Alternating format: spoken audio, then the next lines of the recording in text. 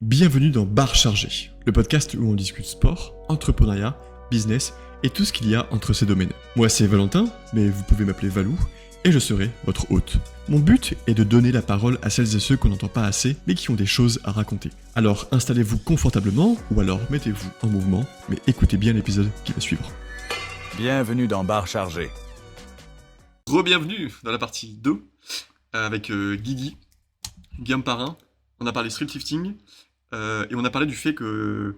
Enfin, on envisageait de parler du fait de combiner études et sport, et le fait que ce soit pas forcément quelque chose d'évident, surtout qu'il y a beaucoup de personnes qui ont cette pratique sportive à côté de leur... Bien sûr. De leurs études ou de leur travail. Voilà. On ne parle pas d'un sport professionnel, donc a priori les gens font un métier ou des études à côté. Ouais, c'est ça. Donc, Mais où je veux en venir, c'est que du coup, il y a beaucoup aussi de personnes qui font des compétitions. Non, pas hors d'un cadre professionnel. C'est ça. Et donc, ils doivent gérer les deux, quoi. Ouais. Comme si un trailer, c'était son métier. Forcément, c'est plus simple à gérer que si tu dois un peu faire les deux. C'est ça. Donc, voilà. Comment tu faisais? Surtout que là, tu nous as dit que tu avais fini. Enfin, t'allais finir. J'allais finir mes études, Tes études. C'est ça. Et comment tu gérais parce qu'à mon avis aussi, quand tu faisais l'escalade. Ouais, c'est ça, il fallait gérer les deux. Mais donc, pour rappeler un petit peu, donc je l'ai vaguement expliqué dans la première partie. Donc, moi, je suis médecin. En fait, mais actuellement encore en cours de spécialisation.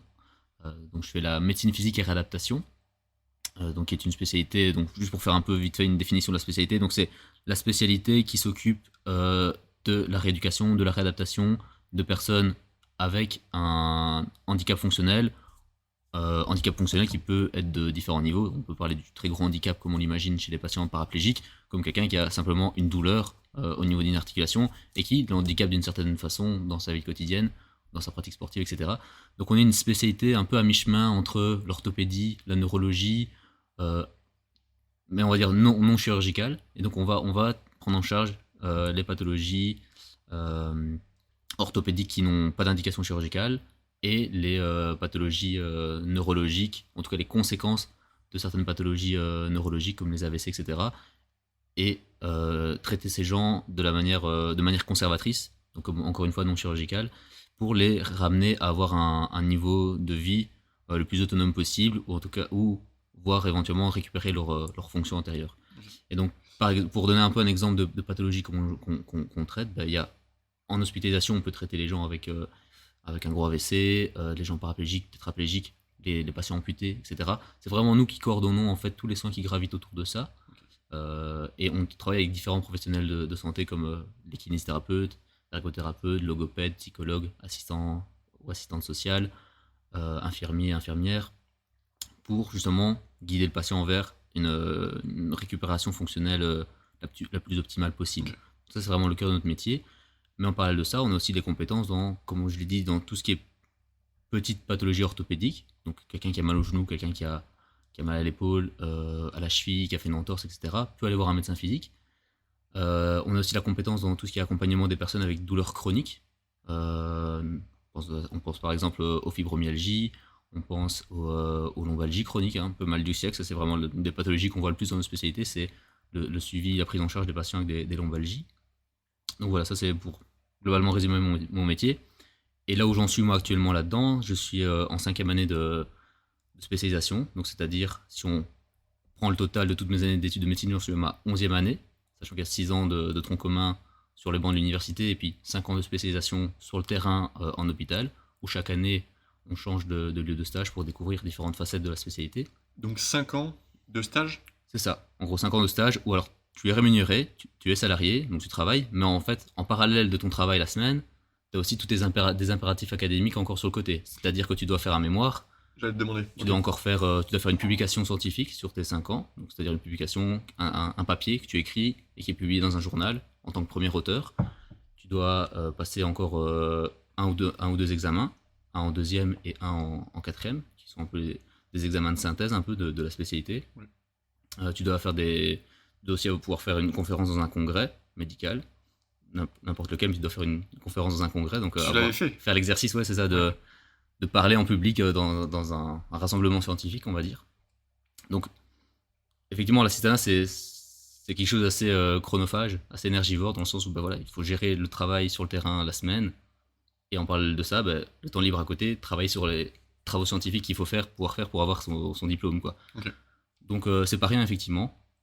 Là, je termine enfin d'ici quelques... Là, j'ai complété tous ces impératifs académiques. Je suis en train de terminer ma dernière année d'assistanat, donc j'ai plus qu'un carnet de stage de 5e année à rendre. Et on va dire que la spécialité sera terminée.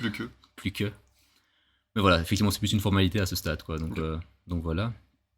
Et puis là, après ça, je serai enfin officiellement spécialiste après 11 ans d'études au total. Et donc, effectivement, ce sera. Je pense que alors, la vie sera pas forcément plus simple, parce que malgré tout, bah, après, il y a les responsabilités qui vont derrière. Quand tu es médecin spécialiste, bah, tu deviens toi-même ton propre, enfin, ton propre chef. Oui, t'es plus supervisé. T'es plus supervisé à ce moment-là, donc toutes les décisions que tu prends, les traitements que tu mets en route, etc., les conséquences qui vont derrière sont directement pour toi, plus pour ton maître de stage. Donc forcément, c'est une pression, une charge mentale qui vient en plus. Tu dois assister souvent à plus de réunions, etc. Donc c'est pas rien non plus. Mais clairement, c'est vrai que ne plus avoir cette pression de devoir écrire un mémoire, écrire un papier scientifique, etc., ça change quand même la donne, ça soulage quand même pas mal. Donc ça, j'en suis quand même très content. Et donc c'est vrai que pendant toutes ces années-là, bah, moi qui ai toujours été un grand sportif, il a fallu que je puisse combiner un peu maintenir cette activité sportive et ces études qui sont quand même assez chronophages. Ouais. Donc à l'époque, il n'y avait pas encore du tout le street. Quand j'ai commencé mes études de médecine, c'était vraiment principalement escalade, hein, comme on en a parlé dans le premier épisode. C'est ça mon sport principal. Et ce qui est très chouette, c'est que j'ai toujours eu une salle d'escalade à proximité de l'UNIF où j'étais. Donc pour mes 3 premières années de médecine, j'étais à Mons. J'ai fait mon bachelier à Mons. Là, à l'époque, je m'entraînais à une salle à Mons. Et donc c'était assez facile pour moi aussi de m'entraîner régulièrement après les cours. Oui. Et puis après, quand j'ai fait mon master à l'UC Louvain à Woluwe, là pareil, il y avait une salle d'escalade aussi juste à côté. Donc pareil, c'était assez facile. Donc on va dire que j'ai eu un peu cette chance quand même, malgré tout, d'avoir toujours une salle à proximité. Ce qui n'est pas toujours le cas en escalade. Faut savoir que c'est pas comme un Basic Fit où il y en a dans toutes les villes. Les salles d'escalade, en tout cas à l'époque, n'étaient pas aussi populaires que maintenant. Et donc il fallait faire parfois beaucoup de routes pour avoir une chouette salle d'escalade. Donc ça aurait pu être un frein, mais au final, heureusement, ça n'en a pas été un, puisque j'avais toujours une salle près de l'UNIF. Mais malgré tout, bah, j'allais quasiment à l'escalade 4 à 5 fois par semaine à l'époque, plus une ou 2 fois à la musculation, on va dire en complément, à côté. Et c'est sûr que pour maintenir ce rythme-là, bah, il faut pouvoir faire un peu un ordre de ses priorités.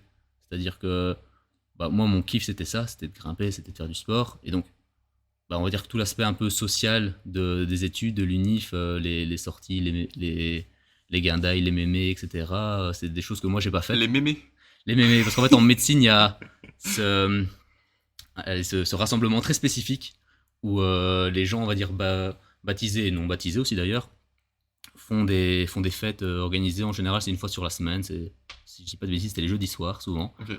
Ça s'appelle la mémé. Et donc là, les gens, grosso modo, l'objectif principal, c'est de boire. Hein, donc là, il y a un peu un ranking social qui s'effectue en fonction de tes capacités à ingurgiter des litres d'alcool. On va dire que ça n'a jamais été mon délire, effectivement. On va dire les grosses guindailles, les grosses beuveries, tout ça, ça n'a jamais été mon trip. Donc ça n'a pas été trop difficile, encore une fois, de mettre ça en bas de ma liste de priorités et de pouvoir mettre le sport au-dessus de ma liste de priorités, quoi. Donc ça a toujours été le cas. C'est vraiment le sport, les études, ça a toujours été très très haut dans mes priorités, ce qui a fait que j'ai organisé mon temps libre en fonction de ça. Et je pense que c'est ça un peu la clé de pouvoir gérer tes études et ton sport à côté, c'est quelles sont tes priorités avant tout. C'est vraiment hyper important de prioriser. C'est important aussi que ton entourage soit en accord avec ça. Si forcément si tu as un copain, une copine qui n'est pas en accord avec ça, ça peut être conflictuel. Oui. Donc c'est important de poser les bases au début et de dire attention, moi j'aime faire ça, c'est dans mes priorités. Oui. Tu vas devoir t'adapter à possiblement. Sans l'imposer. C'est ça. Je fonctionne de cette manière. C'est ça. Si tu n'es pas en accord avec ça. C'est ça. Ce sera un sujet de discussion ou alors. Donc ça c'est quelque chose que j'ai toujours mis au clair dans mes relations aussi, c'est cet aspect-là. Après voilà, il faut parfois savoir mettre un peu d'eau dans son vin aussi et de. Voilà, si tu acceptes d'être ce contrat d'être dans une relation, tu acceptes aussi de temps en temps de pouvoir dire bah non, ok, là je peux aussi ne pas m'entraîner ce soir-là pour passer un peu plus de temps, etc. Donc il faut savoir jongler un peu avec ça, mais c'est important que je te dise dès le départ. Écoute, moi c'est comme ça, je fonctionne comme ça et mon temps libre, j'aime faire ça. et il y a peu de chances que ça change énormément. Donc ça c'est un truc que j'ai toujours fait. Et comme je l'ai dit, voilà, moi j'ai toujours l'aspect social est souvent venu après le sport. Donc c'est-à-dire que moi ça m'est très arrivé plus d'une fois de dire à des amis qui proposaient d'aller boire un verre après les cours, après le boulot. Je peux pas, j'ai escalade. Je peux pas, exactement, je peux pas, j'ai escalade, je peux pas, j'ai entraînement. Ouais. Et encore plus, du coup, ces dernières années où là, j'avais les objectifs de compétition Oui. en streetlifting qui étaient là aussi. Ça m'est arrivé d'annuler même des vacances au ski avec des amis parce que je voulais être sûr de pas me blesser, je voulais être sûr de ne pas perdre en performance si je m'entraînais pas Ouais. pendant 10 jours. Qui De- plus est à l'approche d'une échéance, C'est ça. j'imagine. Et donc, ça m'est arrivé vraiment de me mettre ça derrière le sport. Donc, c'est vrai que la gestion vient beaucoup par les priorités. Sachant, je te coupe, sachant que du coup, il y a aussi Mhm. l'aspect social Mhm. Ouais. dans le sport. Bah, c'est ça. Enfin, C'est tu ça. devais Donc, retrouver, bah, c'est tu ça vois, au final. Je trouve que surtout en escalade. beaucoup en escalade, évidemment, mais du coup, j'ai aussi découvert pas mal dans le street. Ce qui est peut-être moins le cas en salle de musculation, Ah, mais c'est vraiment dans c'est le. exactement ce que j'allais te dire. Ouais, Je te dis surtout en escalade parce que je me dis en salle basic fit, c'est ça. peut-être que l'aspect social, tu C'est le ça. travailles Non, moins. effectivement, tu vas Tu vas pas. moins vers les En autres. général, tu vas pas là-bas pour parler aux gens de la salle. Chacun a des objectifs différents. C'est pas le même mood. Certains sont là pour faire du poids, d'autres pour Oui. faire de la force, d'autres pour faire de l'hypertrophie, d'autres parce que leur médecin leur a dit d'y aller. Enfin voilà, Mm. on s'y retrouve moins dans les objectifs et les sujets de discussion. Donc forcément, on n'est pas là pour taper la conversation en Ouais. général. Souvent, on est un peu matrixé. On va à sa salle avec ses écouteurs, on fait sa séance, on veut vite rentrer chez soi pour bouffer, dormir. Donc c'est vrai qu'on parle moins aux gens. Mais clairement, dans une salle de force, powerlifting ou streetlifting, voilà, par contre, on partage des objectifs communs de performance, une passion commune en général, même entre les street et les power. Hein. Au final, la passion Oui, bien commune, sûr. c'est la force et c'est de faire les plus gros lifts. Donc, il y a cette convivialité, il y a ces liens sociaux qui se tissent et on finit par connaître des gens, à rencontrer des personnes. Et donc, du coup, on a moins besoin en fait d'avoir cet aspect social en dehors du sport. Et donc, comme tu dis, on arrive au final à combiner les deux et c'est ça qui est très chouette. Ça pourrait te manquer, mais comme tu le vis dans ta salle, C'est ça, c'est comblé. ça manque pas. Et comme tu dis, avec l'escalade, en fait, la plupart de mes amis, à l'époque, c'était des gens de l'escalade, en fait. Quand enfin, mes groupes d'amis, c'était des gens à qui je grimpais tout le temps, que je retrouvais à la salle d'escalade. Donc, en fait, j'avais pas ce besoin à tout prix d'avoir des contacts sociaux en dehors. Donc, ça a été facile aussi pour moi de combiner les deux. Alors, après, il y a tout l'aspect, évidemment, organisation. Donc, on a parlé des priorités, mais il faut savoir aussi s'organiser en fonction. C'est-à-dire savoir, ok, quel jour je m'entraîne, à quelle heure je m'entraîne, pendant combien de temps. Tout ça, c'est important aussi, parce que forcément, si tu vas à la salle sans objectif de, de ce que tu vas faire comme exercice, de ce que tu vas faire comme temps d'entraînement, tu peux soit te déborder, soit te faire des séances qui sont pas efficaces, et donc avoir l'impression que tu fais un peu du sport pour rien. Ouais. Donc, et moi, par exemple, tu vois, j'avais en tête toujours, ben, j'allais au sport systématiquement immédiatement après les cours ou après le boulot. C'est-à-dire que je prenais pas le temps de rentrer chez moi, déposer mes affaires, vas-y, je chill un petit peu, je scrolle un petit peu, etc. Non, je finis, je vais au sport tout de suite, comme ça au moins, il n'y a pas cette perte de temps dans la transition, et ce qui permet d'optimiser son agenda aussi, ça c'est important. Ouais. Bah, en fait, les moments de flottement Mhm. où tu peux perdre rapidement du temps et donc perdre du temps de séance, par Ouais. exemple, Mhm. n'existe pas. C'est ça. Donc ça, de nouveau, ça s'est facilité par le fait que j'avais toujours la salle à proximité Ça doit aider. de là où je travaillais ou de là où j'avais les cours. Donc, ce qui faisait que je préparais mon sac le matin. Je me souviens, ça devait être très drôle à voir à l'époque, mais j'arrivais toujours en amphi à l'UNIF avec mon gros sac d'escalade. J'avais acheté à l'époque un sac d'escalade exprès pour pouvoir mettre ton PC dedans, tes affaires de sport, etc. Avoir un truc hyper compact. Mais j'arrivais toujours un peu en mode tortue dans l'amphi avec mon gros sac. Les gens devaient se dire, mais qu'est-ce qu'il fait ce gars avec ce gros sac? Enfin, tout le monde sort juste un petit PC Oui. de son. Oui, ou on appelle ça les sacs en tissu, là. Voilà, Tu vois, c'est ça, un tote bag. tote bag, Tu vois, à la limite, moi j'étais là avec toujours mon gros sac, tout ça, parce que bah, j'organisais ma journée comme ça. Oui, Je bien prends sûr. toutes mes affaires avec moi, comme ça j'optimise, bam, les cours sont finis. C'est le sac vert que t'as mis à la... Non, non ouais, Ça, mais non. c'est dans le même genre, quoi. Ok. C'est dans le même genre, j'en ai un pour l'escalade et du coup j'en ai un pour pour le street, effectivement. Ok. Et ça, c'est aussi une façon d'organiser ces choses. T'as deux sacs, paf. Comme ça, tu dois pas commencer à faire tes sacs à chaque fois avant Ouais, d'aller bien au sport. T'as un sac pour l'escalade, t'as un sac pour le street, et donc en fait, boum, tu alternes de l'un à l'autre à chaque fois, ça fait gagner du temps. Donc c'est beaucoup d'optimisation aussi hein, dans tous les aspects de la vie. Les repas, c'est pareil. Tu dois pouvoir aussi prévoir un peu tes repas à l'avance pour du coup éviter de devoir rentrer, seulement cuisiner, etc. Et donc pouvoir passer plus de temps en dehors du boulot au sport, justement. Ok. Donc tu fais du meal prep? Ouais, pas mal. En fait, là, genre, je faisais beaucoup avant. Là, maintenant, on va dire Je fais beaucoup ça avec ma copine, on cuisine le week-end, et du coup, en fait, tout le reste de la semaine, bah, hop, ils sont déjà dans des tupperwares dans le frigo pour la semaine, et en fait, la semaine, bah, pop, pop, pop, on prend Tu ça, fais ta et sélection et. voilà, et comme ça, tu gagnes du temps la semaine aussi, et tu peux passer plus de temps à la salle de sport, plus qu'à cuisiner, quoi. Ouais. Aparté sur ça, mais le meal prepping Ouais. ou le batch cooking, je sais Ouais. pas comment on peut le nommer, ça fait gagner beaucoup beaucoup de temps. Ouais, c'est fou, hein. En fait, tu cuisines quoi 2h30 un dimanche soir. Oui, c'est ça. Si tu pousses le truc, Ouais. tu fais tes Ouais. 5 repas, Oui, enfin alors, tes 5 ouais, jours. moi, c'est vrai que c'est jamais poussé à ce stade, mais effectivement. Pareil. Mais Mais le fait d'avoir ne serait-ce que déjà les repas du lundi, mardi, Mhm. mercredi déjà prêts, c'est déjà game changer. Parce C'est qu'en ça. fait, ou du midi entre guillemets, Ouais, ou quand c'est tu ça. manges pas chez toi. Ouais. Et le soir, bah, si t'as une vie de couple, Ouais, c'est aussi le moment de on cuisine ensemble. c'est ça. C'est un moment de partage. Voilà, c'est ça. C'est aussi important pour. C'est ça. Et en parlant de la vie de couple aussi, comment arriver à combiner ça, bah, pour moi, c'est aussi important que la personne avec qui tu vis partage un minimum aussi, peut-être, qu'il y a un peu cette passion aussi commune du sport. Je trouve que Ou de l'intérêt. c'est ça, ou en Sans- tout sans cas, parler de c'est passion, ça, ouais. sans parler de passion ou de l'intérêt. Parce que bah, comment arriver à Ou- combiner, Ou pas de désintérêt en tout cas. c'est ça. Tu vois. Parce que comment arriver à combiner du coup vie de couple Ouais. et sport et études, bah, c'est sûr que si en fait la personne avec qui tu partages ta vie ne partage pas du tout certains moments de sport avec toi, bah, il y a beaucoup de moments de qualité ensemble que tu peux perdre. Ouais. Et donc, moi ici, j'ai la chance d'avoir ma copine qui s'est mise à escalade Ok. et qui maintenant apprécie bien ça. Et donc, en fait, quasiment toutes mes séances d'escalade, on les fait ensemble. Et donc, c'est tout du temps aussi qu'on passe ensemble pendant le sport aussi. D'accord. Donc, c'est aussi une façon d'organiser les choses.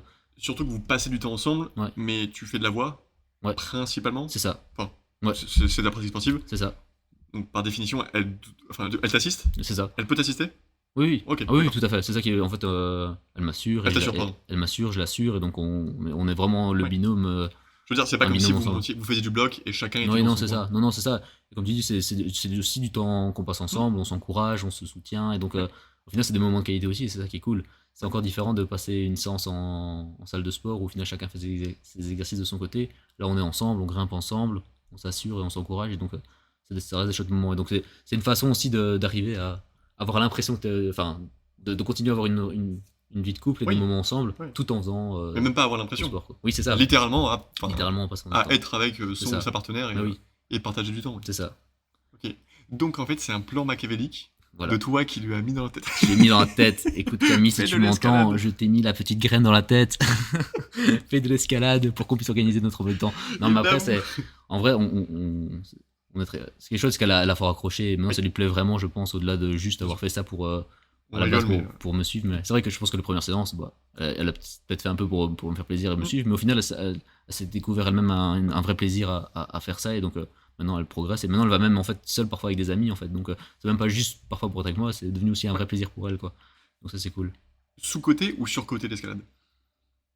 Ah, clairement sous-côté. Sous-côté, je pense. Sous-côté, clairement sous-côté, évidemment. Mais je vois beaucoup de personnes qui commencent à s'y mettre Ouais, et qui finissent en gros par se faire au moins une session par semaine ouais. parce qu'il y a un côté méga ludique. Méga ludique. Il y a un côté aussi, je pense, c'est un peu dans les mœurs aujourd'hui, mais il y a un côté aussi très social et un peu lieu de rencontre aussi. Ça, j'ai entendu beaucoup de gens aussi dire. Après les run club, maintenant c'est les. Ah, ça, il y a aussi cet aspect-là qui, je pense, a motivé beaucoup de gens. Moi, j'ai vu des articles passer où les gens vraiment voient un peu l'escalade comme un Tinder, quoi. Ah ouais. Alors, si je dis ça en podcast et que ma copine m'écoute, elle va commencer à paniquer. Je te rassure, ce n'était pas mon objectif premier à la base, mais c'est quelque Et chose puis qui. tu l'as ramené donc Voilà. safe. Voilà. Mais c'est vrai que ça aussi, ça contribue. Oui. Mais il y a aussi ce côté très, comme tu dis, très ludique, ce côté très développement physique aussi, notamment par le bloc surtout. Le bloc a vraiment aidé à populariser l'escalade parce que t'as pas ce côté apprentissage et technique d'assurage. Il y a ce côté j'arrive avec une paire de chaussons et Oui. je peux commencer à grimper, quoi. Oui, c'est vrai.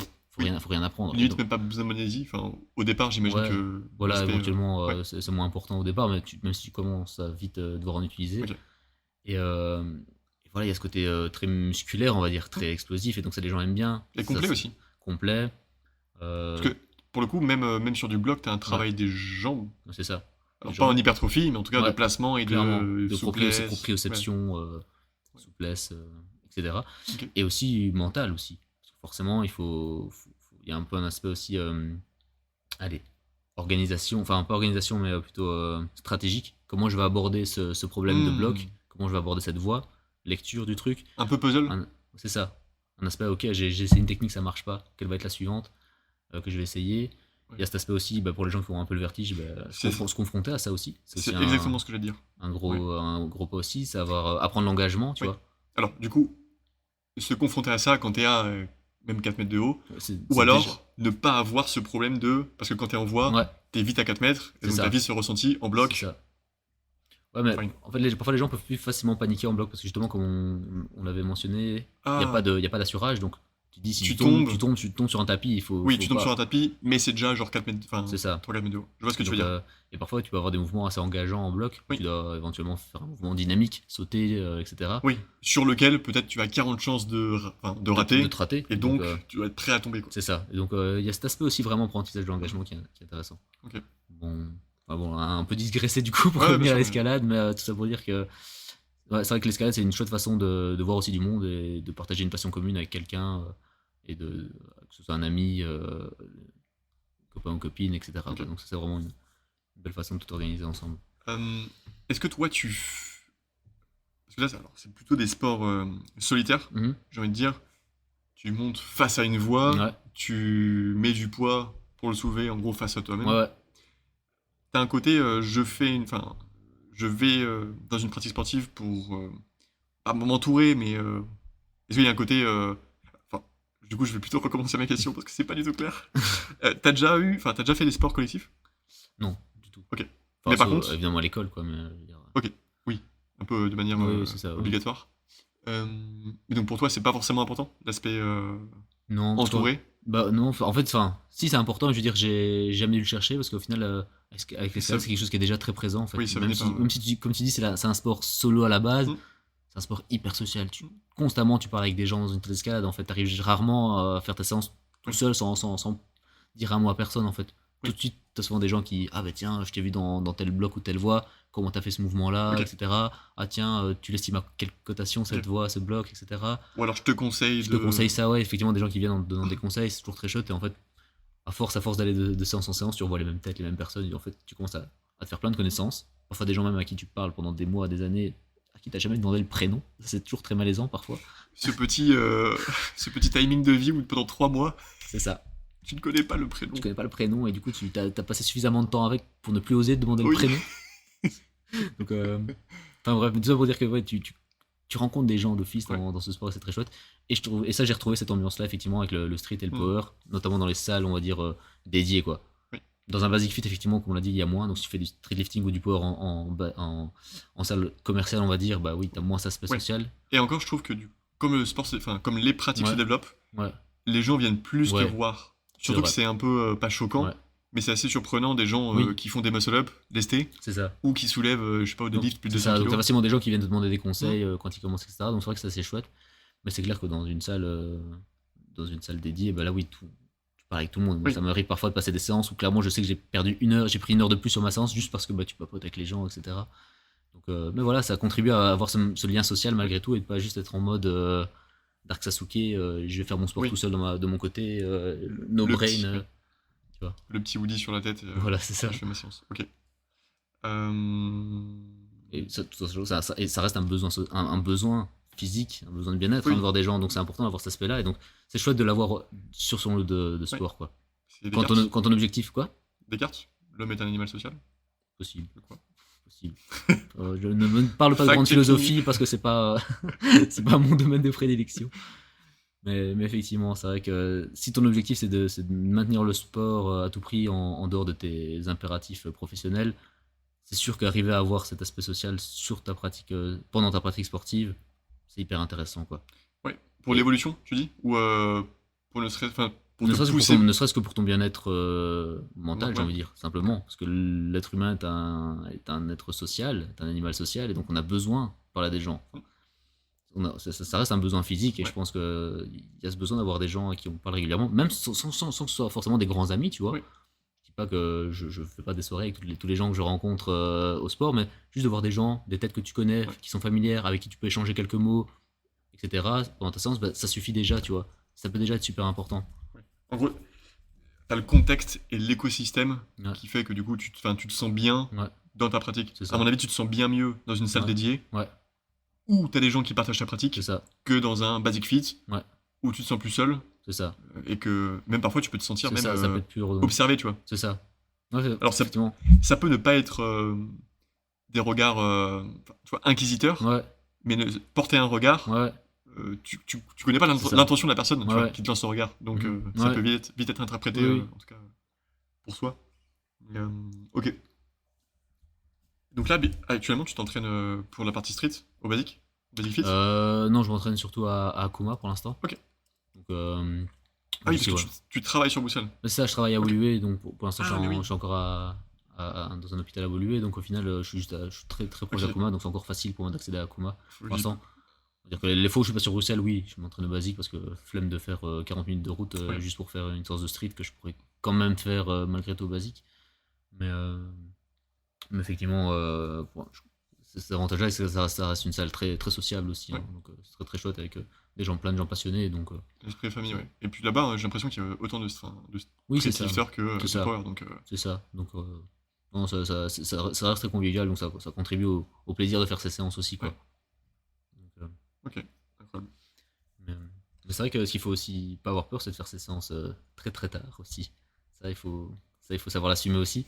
Ça, on l'a bien longtemps vécu à la Red Zone. Des séances de 20h à 22h. Pour remettre du contexte, parce qu'il faut en remettre. Tu avais un surnom d'ailleurs Ah ouais. avec Surnom Alex. partagé. Surnom Voilà. partagé, c'est vrai. Surnom partagé. D'ailleurs, Alex avait changé son Insta. Ouais, carrément. D'ailleurs, il est toujours Il est d'actualité. toujours d'actualité. Oui, parce que en gros, Guillaume, tu t'entraînais, Ouais. je crois que t'es pas venu une seule fois avant genre 19h, 19h30. C'est ça. à C'est la Red sûr Zone. qu'avec le boulot, c'était compliqué de finir plus tôt. Donc, Oui. en général, et le temps de revenir de Bruxelles, etc. C'est ça, ouais. Effectivement. En général, le WAC me dit 19h, 20h, facile. Ouais, facile. Pas toujours Tu fais facile pas en, la salle pas toujours facile en hiver quand t'arrives, il fait déjà noir, tout le monde a déjà quitté Oui, c'est ça. Et puis, la salle. très souvent, t'as une partie d'entraînement où tu le faisais solo. Enfin, tu Ouais. le terminais en Ouais, tout cas effectivement. solo, ouais.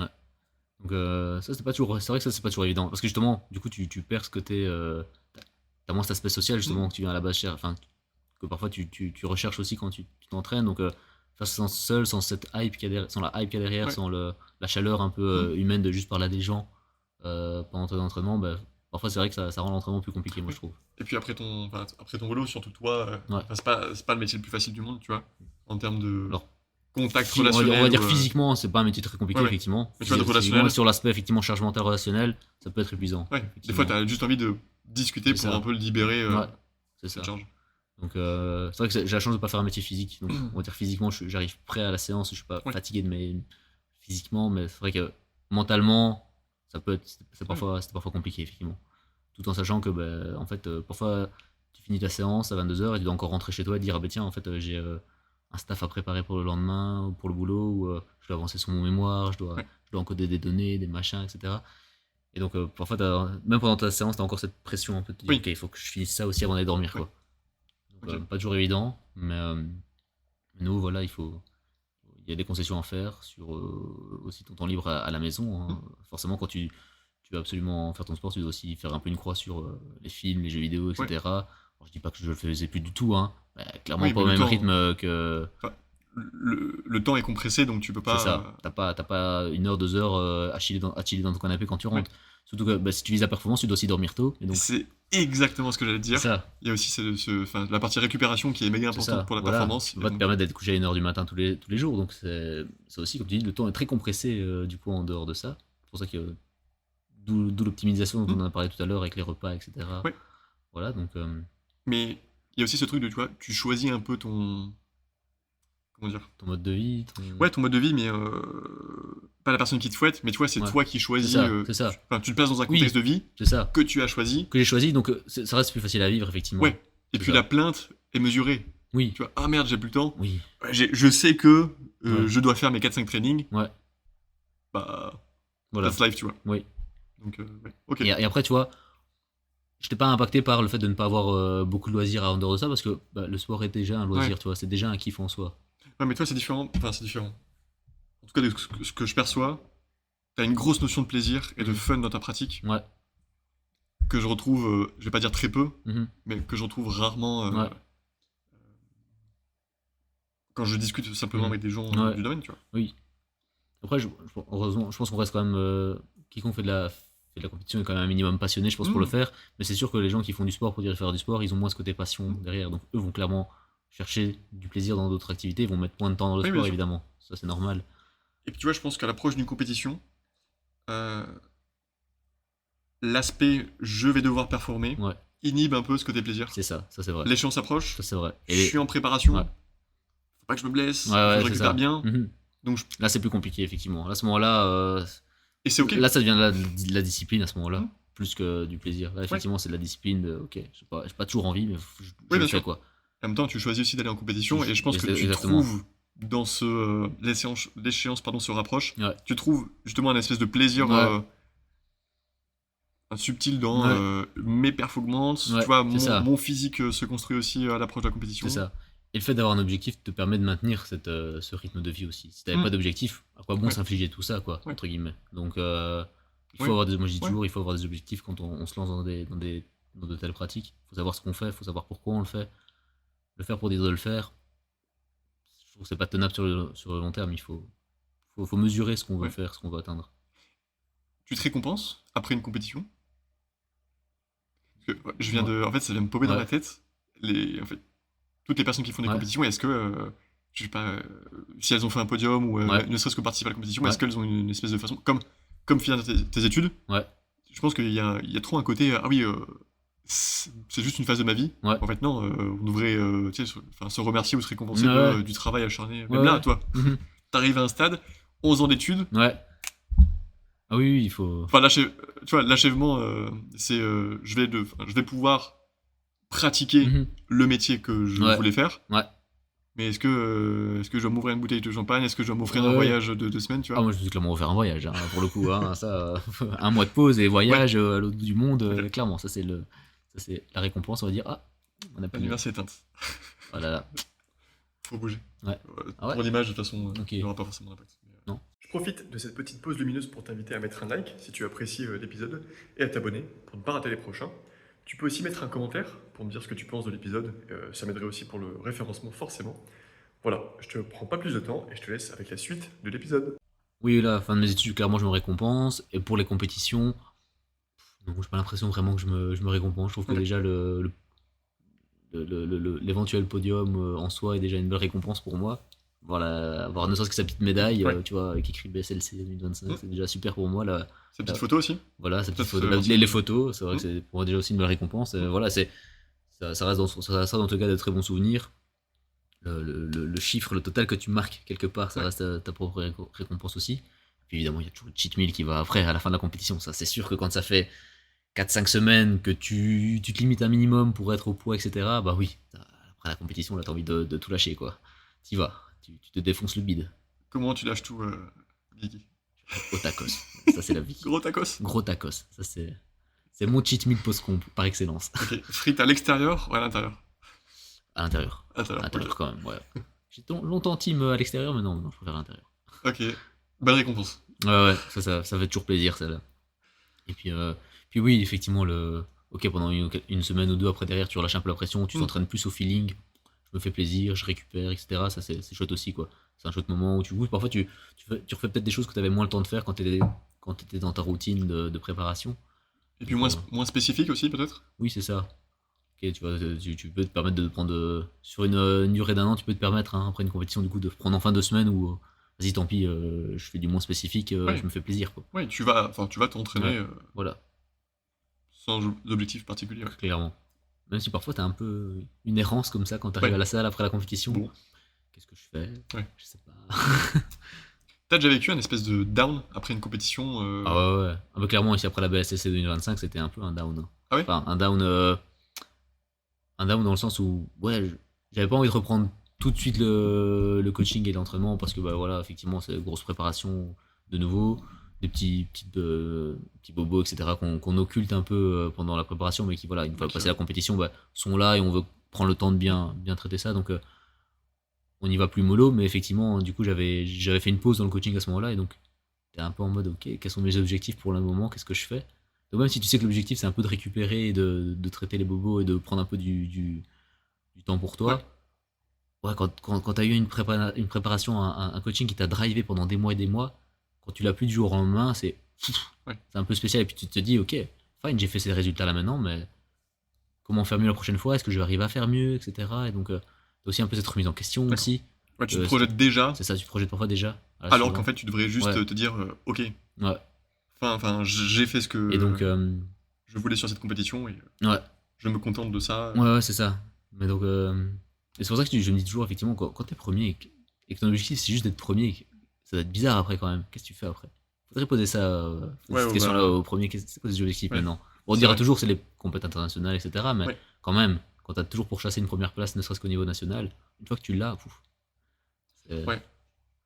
Je serais pas la meilleure Ouais. personne pour t'en parler, donc Ouais, il ça faudrait. doit être quelque chose. Ouais. Parce que moi, je me dis aussi, quand je vais être diplômé bientôt, pareil, une fois que le diplôme sera fait, qu'est-ce qu'il reste à faire Oui. maintenant? Ça aussi, ça va être particulier comme sentiment. Tu finis 11 ans, tu finis pendant 11 ans de ta vie, t'as un peu tout dédié à ça aussi. Tout ton temps libre a été. Ouais. C'était au moins, c'est quoi, 2 tiers de C'est tes ça. journées. Ouais, ouais, clairement. Donc, du jour au lendemain, pouf, t'as cette responsabilité des études derrière. Alors, même si quand t'es médecin, évidemment, tu es obligé de te former quand même continuellement, hein, mais t'as pas cette pression du diplôme derrière, on va dire. Donc, ouais, c'est un peu différent. Et puis tu le fais peut-être plus pour. Je sais pas, dans quelle démarche tu le fais, tu vois, Ouais. le fait de te former. Mais c'est ça, tu le fais pour. De nouveau, à ce moment-là, tu le fais plus Plus pour pour toi, toi, je ouais. trouve. Tu le fais plus pour toi. Parce que quand t'es aux études, tu le fais toujours pour un peu, entre guillemets, tes maîtres de stage, Mhm. pour Ouais, tu tes dois rendre des profs. comptes à quelqu'un. Tu dois rendre des comptes à quelqu'un, donc tu le fais toujours un peu pour quelqu'un d'autre, et donc parfois, effectivement, tu fais les choses un peu avec des pieds de plomb. Et le jour où tu es à ton propre compte, effectivement, tu fais ça de manière plus investie, en mode, ok, ça en va de ma responsabilité, de ma réputation, donc j'ai envie de bien faire, pour moi-même surtout. Donc c'est encore différent, je trouve. Donc, mais clairement, ouais, de plus devoir rendre compte à quelqu'un, ça va faire bizarre. Ouais. Comme le coaching d'ailleurs. Ouais, c'est ça. Bah oui. Il y a un côté très. Quand t'es en autoprog Mhm. versus quand t'es coaché, Ouais, t'as le regard c'est ça. de ton coach. Donc, C'est ça. Et tu veux pas, tu veux aussi. Mais là, je trouve que à ce moment-là, je trouve que c'est un côté quand même motivant, par contre. bien sûr. Justement, je dois rendre des comptes à quelqu'un au niveau sportif. Là, par contre, moi, ça me motive à ce moment-là. Je dis pas ça de manière négative, Ouais. mais comme une pression Ouais. Ouais. positive. Oui, c'est ça. Surtout que généralement, t'as une relation amicale avec ton coach. C'est ça. Oui. Enfin, Oui. Là, on peut dire que Je c'est le pense cas. qu'habituellement, c'est plutôt. C'est ça. En tout cas, ici, Ouais. c'est le cas. Donc, mais, euh, mais oui, dans son office, avoir un coach, ça se drive vers le haut et devoir rendre des comptes à ce moment-là, c'est une bonne chose, je trouve. C'est Ok. différent encore du niveau professionnel où là, rendre des comptes à quelqu'un, ça peut être vu comme une pression Ouais. négative plutôt. Oui. Oui, on le voit sur des grands athlètes. Ouais. Quand tu vois les coachs, Mhm. c'est une autre dynamique. Ouais. Ouais. Ok, on a parlé de cheat meal. On a parlé de cheat meal, c'est vrai. Ouais. Je te tends une petite perche sur la nutrition. Avec plaisir. Même si on en a parlé un petit peu en off. Ouais. Je vais pas. Comment tu gérais habituellement? Est-ce que t'étais très précis sur les calories, sur les macros, Ouais. ce genre de choses? Alors, en temps normal, pendant la partie, en tout cas, pendant la période off, hors saison, on va dire, honnêtement, je m'en fous un peu. Au feeling. Ouais, au feeling, vraiment, je me fais plaisir, je mange, je me pèse même pas, en fait, Ok. je me pèse en général, je commence à me peser en général, grand max de 3 mois avant la comp, Ok. juste pour avoir un ordre de grandeur, à peu près une idée de combien j'ai à perdre éventuellement pour la comp. Mais vraiment, sinon, non, je fais absolument pas gaffe. Si je prends un peu de poids. En fait, j'ai toujours gardé un poids de forme, peu importe ce que je mangeais. Je suis toujours entre 74 et 75 kilos à l'année. Donc ça, c'est vraiment un truc que je contrôle pas pendant l'année, Mais que tu connais. mais que c'est ça, que je connais. Je sais quel est plus ou moins mon poids de forme. Je sais à quel poids plus ou moins j'ai en fonction du reflet que j'ai dans le miroir aussi. Donc voilà, indirectement, j'ai une idée aussi Ouais. plus ou moins de où je me situe quand même. Et c'est vrai que de manière générale, je bouffe pas je bouffe pas de la merde le reste de l'année évidemment, hein. Inconsciemment, je m'oriente vers une alimentation quand même assez saine et variée, mais j'y prête pas attention. Ça se fait naturellement, quoi. Ok. Naturellement, je vais manger des légumes, je vais avoir suffisamment de protéines, je Ok. vais suffisamment m'hydrater, Ok. je vais avoir suffisamment de féculents. J'exclus aucun aliment, en tout cas. Ça, c'est clair, j'exclus rien du tout. Ce que je fais peut-être de manière, allez, on va dire, un peu plus consciente, c'est un support protéique au moins chaque jour où je m'entraîne, que ce soit par un shaker, que ce soit par une ou l'autre barre protéinée, etc. J'essaie d'être sûr d'avoir mon apport suffisant de protéines les jours où je m'entraîne, voire quitte à en avoir plus, effectivement. Donc ça, c'est peut-être la seule chose un peu consciente que je fais. Ça m'est parfois déjà arrivé, effectivement, il est 23h, j'ai déjà mangé, et je me rends compte que j'ai pas pris un shaker avant d'aller dormir, alors que je me suis entraîné le soir même. Ça m'arrive parfois de me sortir de lit et de me dire ok, je vais D'accord. quand même aller Ah oui, chercher quoi. ok, quand même. Tu vois, ça m'arrive. Autre chose un peu consciente, c'est on va dire les suppléments en créatine, parce que ça reste quand même un incontournable dans le milieu des sports de force. Ouais. C'est quand même le seul complément alimentaire qui a clairement de réelles preuves scientifiques d'une efficacité sur la performance, sans être du dopage. Ça, on insiste bien là-dessus, évidemment, parce qu'on sait jamais. Certaines personnes qui nous écoutent peuvent penser encore que la créatine c'est du dopage. Espèce de dopé. Mais c'est absolument pas du dopage. Donc c'est vraiment la seule substance non dopante qui a montré ses preuves dans la littérature scientifique via des grosses études solides. Donc ça c'est le seul complément que je prends. Et ça je le prends, je le prends religieusement tous les jours quoi. Ok, à Effectivement. l'année. À l'année.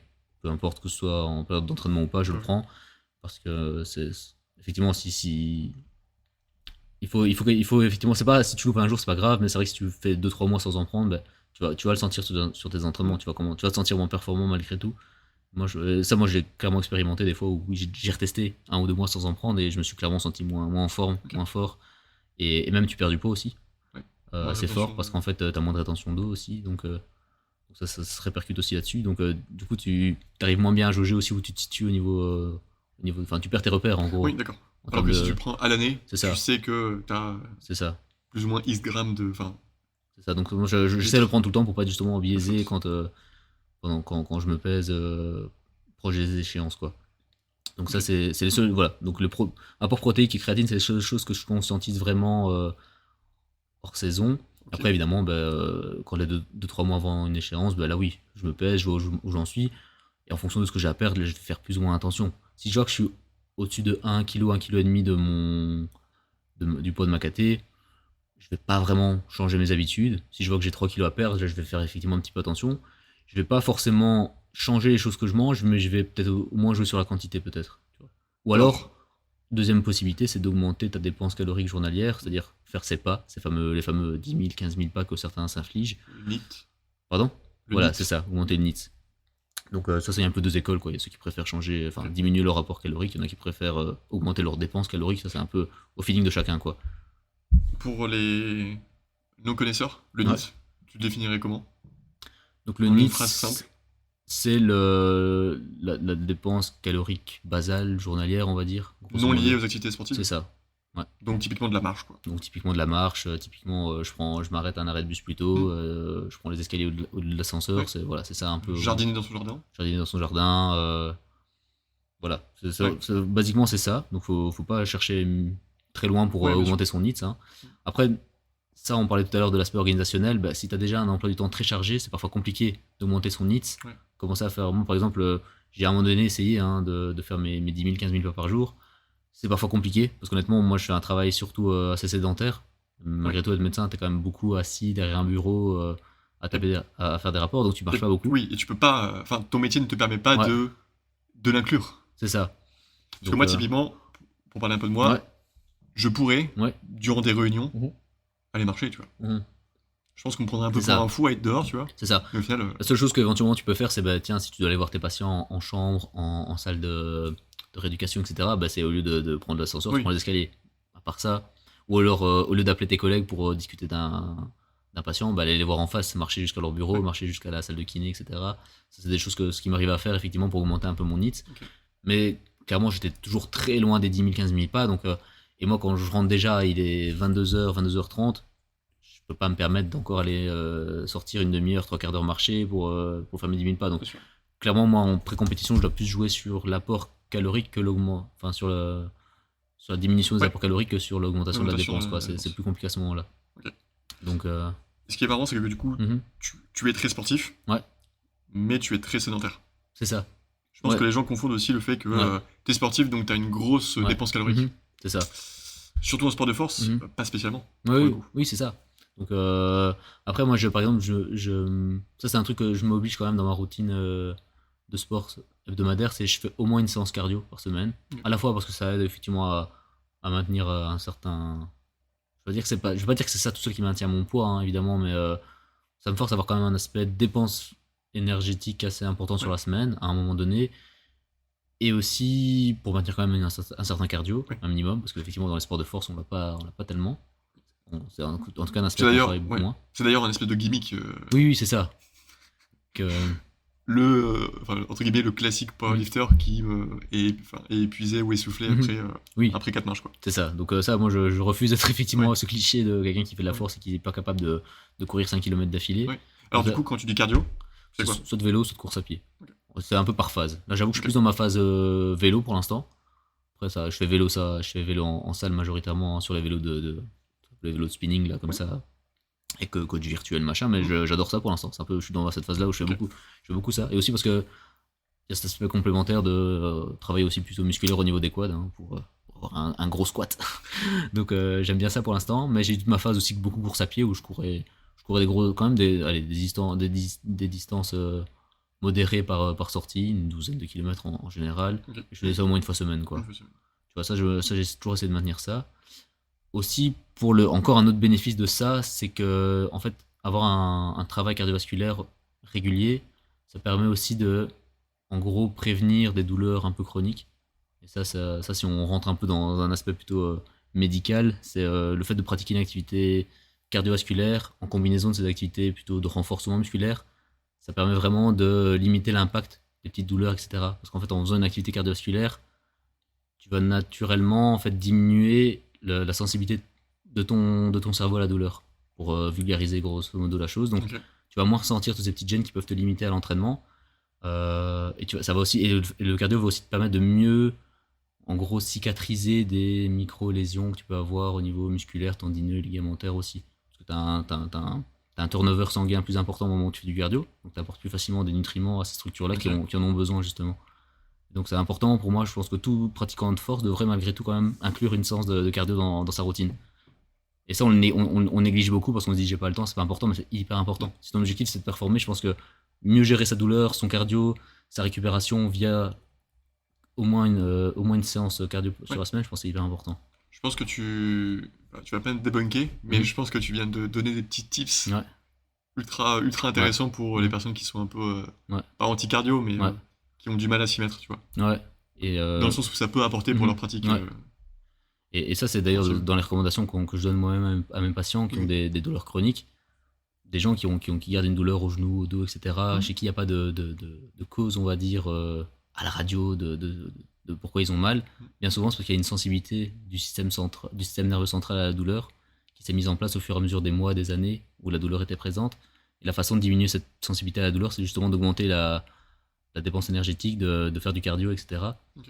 Et c'est pour ça que les gens sédentaires en général sont plus souvent sujets à avoir des douleurs répétées, quoi. Donc Ok. une des clés pour les gens qui souffrent de ça, c'est justement d'augmenter le mouvement. Vraiment, ça dépend, augmenter un peu sa dépense, refaire un peu de cardio, etc.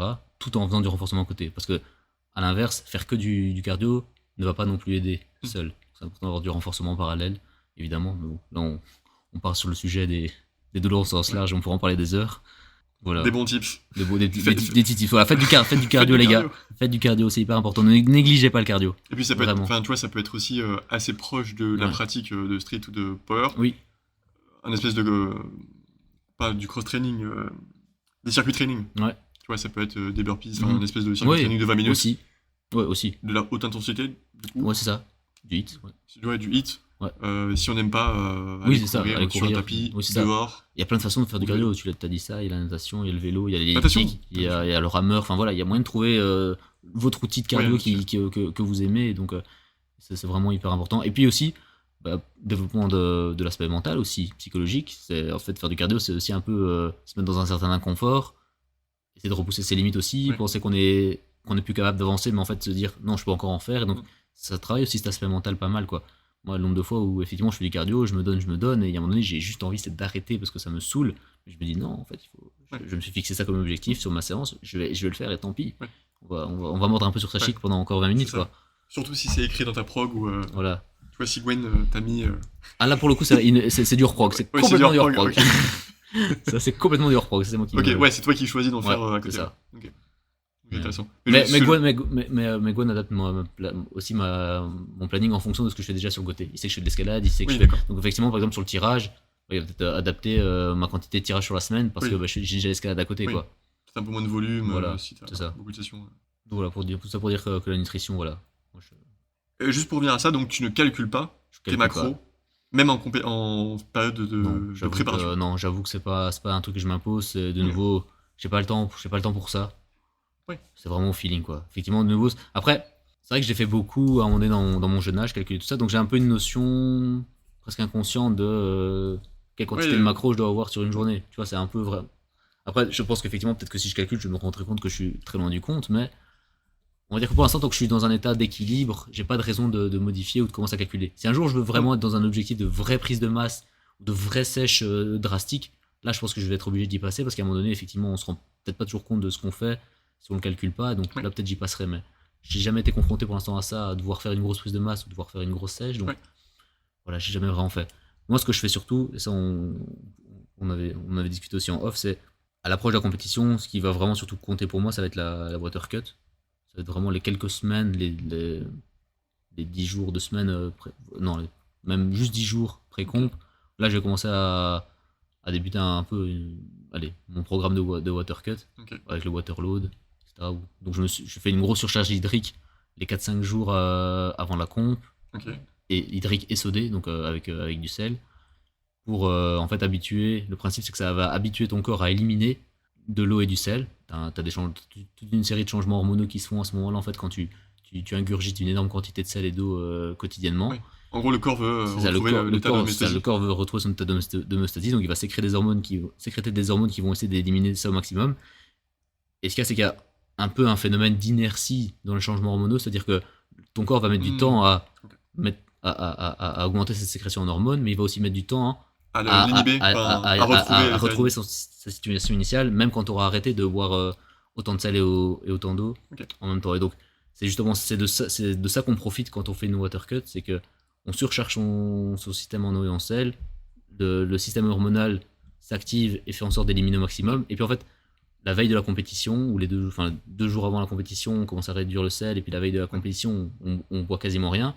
Mais le corps est encore habitué à ce moment-là à éliminer énormément. Donc c'est vraiment là, à ce moment-là, qu'on chute au niveau de son poids de corps. Perte de poids qu'on peut rapidement récupérer, du coup, vu que ce n'est que de l'eau, une fois fait la pesée. Donc une fois qu'on s'est pesé, là, il faut bien se réhydrater. Et là, c'est important aussi, ça c'est un des aspects les plus importants qui va conditionner le reste de ta comp, c'est de bien faire un bon refeed après. Donc bien se réhydrater. Et ça, combien de fois je vois pas des gens se faire des potions magiques après la pesée, de faire pouf, pouf, pouf, à l'œil, je mets une cuillère de sel, machin, je prends du coca, des chips, etc. Je pense qu'il faut quand même réfléchir un peu plus là-dedans. Avoir une méthode. C'est ça. Moi, par exemple, ce que je fais, c'est j'achète carrément en fait des solutions de réhydratation orale que tu trouves en pharmacie. C'est des trucs qu'on donne à la base aux nourrissons qui ont des diarrhées, par exemple, et qui se déshydratent, et que tu veux réhydrater efficacement. Et c'est des solutions qui sont calculées de base pour être sûr d'avoir la composition la meilleure pour être le mieux absorbé par ton corps. Parce qu'en fait, le problème, c'est que si tu fais quelque chose trop riche en sel ou pas assez riche en sel, ton corps va pas l'absorber de la même façon que si tu as quelque chose avec la concentration physiologique en sel, par exemple. Et donc, ça, c'est hyper important d'avoir ça. Aussi parce qu'il y a aussi d'autres ions hyper importants pour prévenir les crampes, etc.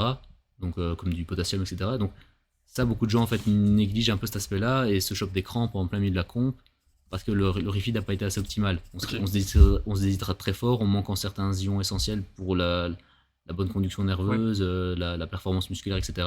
En fait, on peut vraiment altérer sa compétition à cause de ça, quoi. Donc, Ok. moi, c'est vraiment un point d'honneur que je mets, c'est bien gérer mon refeed, s'hydrater plus, mais correctement, avec Oui. les ions qu'il faut, etc. C'est une science exacte. C'est vraiment une science exacte, ouais, quand même. Alors après, c'est une science exacte pour soi-même, j'ai envie de dire. À chacun de se faire sa propre expérience aussi. Oui, oui. Enfin, en fait, du coup, ce Il doit que savoir j'aime. qu'est-ce qui fonctionne pour soi-même, quoi. Bien sûr. Mais ce que j'aime dans ton discours, c'est se dire, il faut pas le faire un peu, tu vois, de manière Trop hasardeux. disproportionnée, Ouais, exactement, et Ouais. hasardeuse. Mhm. Et on le voit en comp où les gens se sont pesés, ça commence à boire des litres, ça commence Ouais. à prendre son pré, ça Mhm. commence à se manger, Ouais. à manger Ouais. en quantité.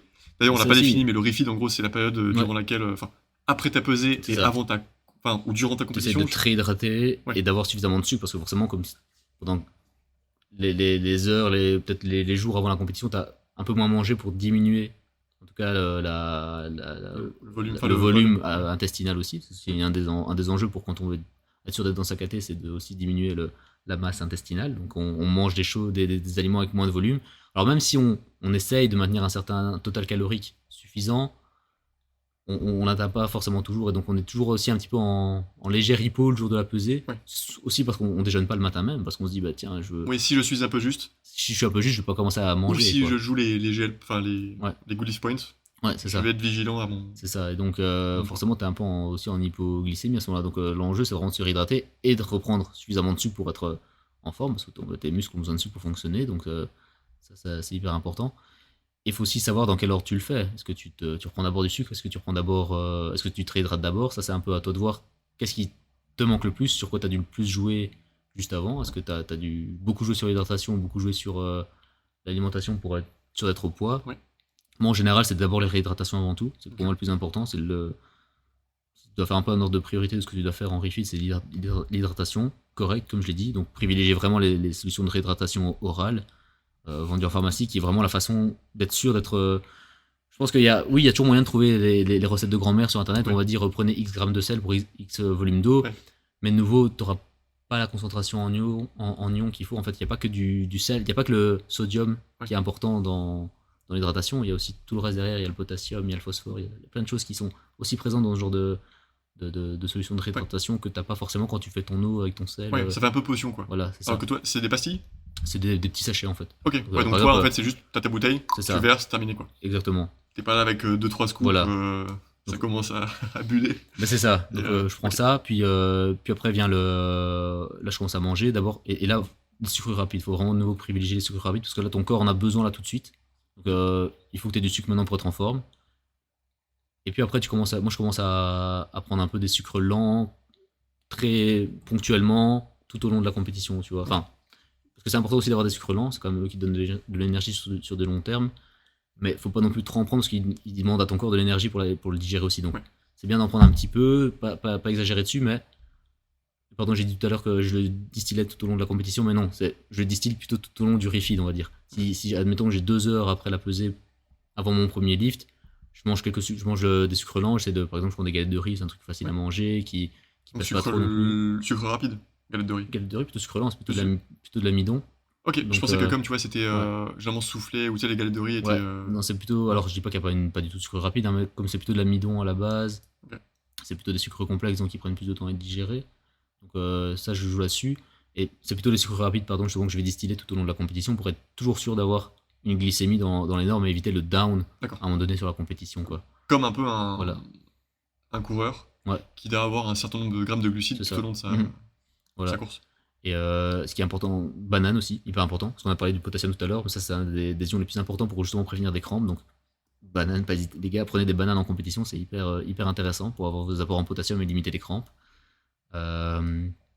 Quoi d'autre aussi, on pourrait dire parfois, ce que je fais aussi, c'est que je prends un pré-workout, quelque chose riche en caféine. À ce moment-là, quelques dizaines de minutes avant les lifts, pour avoir ce petit coup de fouet, Ok. justement, au moment de commencer la compétition. Que tu prends à chaque lift? Non, pas à chaque lift. En général, je le prends en commençant, et ça m'arrive de reprendre Squat. quelque chose de caféiné. Effectivement, ouais. Deuxième moitié de la compétition, quand là tu commences aussi à avoir de Ouais. nouveau un peu un down, malgré tout, t'as la fatigue là qui s'accumule Oui. aussi. T'as déjà plus ou moins Euh, 2 ou 3 lifts. C'est ça, donc là tu commences t'as la fatigue mentale, physique qui s'accumule, donc là t'as besoin de nouveau de te mettre un petit coup de fouet aussi. Donc D'accord. ça m'arrive de reprendre quelque chose de caféiné en cours de compétition. Mais toujours, voilà, essayer d'hydrater toujours tout le temps, en permanence. Tu dois constamment être en train de t'hydrater en fait. Et on pourrait avoir ce réflexe un peu pervers de se dire, pour mes muscle-up, mes tractions, mes dips, comme ça c'est du Faut poids être de light. corps, je vais être le plus léger possible et je vais pas trop forcer sur la boisson, sur l'eau. Mais je pense que le jeu n'en vaut pas la chandelle. Ouais. Je pense qu'il vaut mieux être sûr d'être bien hydraté. Le bénéfice C'est apporté ça. par l'hydratation sera Ce forcément, sera forcément supérieur. pour moi meilleur que les 500 grammes de différence Le que tu PDC, auras voilà, avec ton PDC. Quoi. Donc moi je pense qu'il faut pas négliger ça. C'est ce que j'avais déjà fait justement un peu au qualifieur. Je m'étais pas beaucoup hydraté au qualifieur justement. J'avais un peu négligé ça justement après après la pesée. Et là clairement j'ai eu les pires crampes de ma Très vie sensible. en compétition. Arrivé au squat, j'avais l'impression que j'allais me faire un claquage. Je sentais mes muscles déjà commencer à se contracter, enfin se cramper alors même que je m'échauffais au squat et c'était un enfer quoi. Ok. C'était un enfer et donc je voulais plus du tout avoir ça ici à la BSLC. J'ai failli l'avoir parce que j'avais fait une grosse water cut pour le coup hein, cette année-ci, même trop bien. En fait, elle a trop bien marché donc j'étais même très en dessous du poids de KT. Donc j'étais très déshydraté au moment de la pesée, je pense. Et donc j'ai failli l'avoir, mais j'avais entre guillemets bien appris la leçon des qualifeurs, donc j'avais vraiment forcé plus sur la réhydratation, l'apport glucidique, l'apport en potassium. Et donc, les premiers prémices de crampes que j'avais alors que je commençais à faire les mouvements de tirage se sont dissipés au final en fin de compétition. J'ai pas du tout été impacté par ça à la fin, donc ça c'était très, très, très chouette. Parce que c'est vrai qu'au tout début de la compétition, même le fait de aller me hisser sur la pointe des pieds sur la boxe pour aller chercher la barre, je sentais déjà mes mollets commencer à cramper. Là, je me suis dit, oh merde, j'espère que je vais pas refaire une qualifieure bis. Et au final, non, là, je suis resté garder la tête froide, je continue à boire et ça. Plus de peur que de mal. Voilà, au final, ça s'est très bien passé la suite. Bien géré, ok. Donc, le mot de la fin sur ce sujet, Ouais. attention au refeed. Enfin, Ouais. attention aux stratégies de refeed. Ouais. Et se renseigner un maximum. C'est ça, se renseigner, c'est pas. Et arrêtez de copier simplement ce que font les autres. C'est ça, voilà. C'est pas parce que vous voyez vous avez vu un gars en compétition se mettre une scoop de sel, une scoop de protéines dans un litre d'eau que c'est ce qu'il faut faire d'office, quoi. Donc, faites les choses réfléchies, faites les choses scientifiquement, j'ai envie de dire, un minimum. C'est peut-être. Et puis, adaptez Voilà. à votre organisme. Voilà. Après, ça reste jamais une science exacte, quoi. Oui, bien sûr. Tout à l'heure, on a dit que c'est une science exacte dans le sens où, oui, il faut conscientiser ça, mais après, je veux dire, la médecine reste des probabilités, donc on peut toujours avoir. Il faut un peu tester. Oui. Dans l'aspect protocole, ce que je voulais dire, C'est ça. mais après, c'est adapté à soi. À chacun, quoi, voilà. On peut voir ce qui marche pour soi. C'est vrai qu'au plus on fait de compétition, au plus on a de l'expérience là-dedans aussi, donc ça aide forcément. Donc, le refit de ta première compétition sera pas forcément le même que de ta 5e compétition. Oui. Et puis tu peux toujours avoir des. Enfin, même si tu fais les choses parfaitement. C'est ça, tu peux être malade, tu peux être. Il y a un côté. J'étais malade aussi d'ailleurs le jour de la vaisselle. Oui, c'est vrai. Je me suis chopé une belle otite la veille, j'ai très mal dormi. Après bon, je pense que mal dormi, ça c'est un peu le jeu de... L'échéance qui est... Ça, je pense que c'est un peu pour tout le monde, je veux pas du tout prendre ça comme excuse parce que je pense que personne ne dort bien avant une compétition. Donc, mais c'est vrai que je suis arrivé ce jour-là pas très bien, quoi. J'étais un peu la tête dans le cul. Mais comme quoi, voilà, ça prévaut pas toujours de la qualité de la compétition derrière. On peut faire une très bonne compétition, on s'entend mal au début. Au final, et à l'inverse, parfois, arriver tout feu, tout flamme, et que ça se passe super bien. Donc, à son premier dift, voilà. voir les étoiles. C'est ça. Avec la hype de la compétition, parfois, est assez magique pour ça. Et la pression que tu te mets aussi. C'est ça. Et inversement, la pression. Au-delà du physique.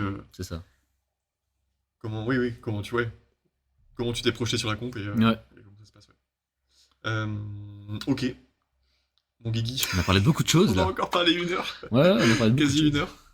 Je pense qu'on va terminer en vrai, si c'est ok pour toi. Est-ce que tu as d'autres sujets dont tu voudrais évoquer ? Je pense qu'on a abordé beaucoup de choses. J'ai pas mal de notes. Je pense que les gens vont en avoir marre de moi là. 2 épisodes avec le Guigui. Ouais, c'est ça. 2 épisodes de 40 minutes là, ils vont se dire c'est bon quoi. Laissez-nous. Laissez-nous tranquille. Non, merci beaucoup. Je sais pas si t'aurais sur la thématique du street lifting un mot de la fin ou un conseil pour les gens. Je sais pas, quelque chose qui clôturerait un peu tout ce qu'on s'est dit depuis le début. De ton expérience, tu vois, il n'y a pas forcément de sujet central ou autre, mais... Pour moi, voilà, le mot un peu de la fin, c'est organisez vos priorités, sachez pourquoi vous les faites, quels sont vos objectifs, entourez-vous bien, important d'avoir, pour moi, avoir un coach, c'est essentiel. Je pense que on peut parfois s'auto-coacher avec l'expérience, mais ayez un coach, c'est important, pour vous structurer, pour vous remettre en question, c'est important. Et puis aussi comprendre comment structurer un entraînement. C'est ça, exactement. Surtout chez les néophytes, surtout pour les néophytes. Effectivement, ceux qui écoutent et qui voudraient se mettre au street, ne négligez pas l'aspect coaching. Alors c'est vrai que malheureusement, on n'a pas toujours les moyens financiers de prendre un coach, parce qu'effectivement un coach ça coûte de l'argent. Mais encore une fois, c'est un argent bien investi, quoi. Et puis ça coûte de l'argent par rapport à quoi ? C'est ça. Tu peux très vite, si tu veux investir dans un coaching, ok, bah fais un point sur tes dépenses. Je consomme quoi ? Je consomme 60 € de vêtements par mois plus 40 € de Starbucks. C'est ça. De nouveau, comme on l'a dit, ordre de priorité. Et quelles sont tes priorités à l'instant T ? Si tes priorités c'est de performer, je pense qu'effectivement tu peux très bien te... Fais des efforts pour être dans le meilleur des contextes. Exactement.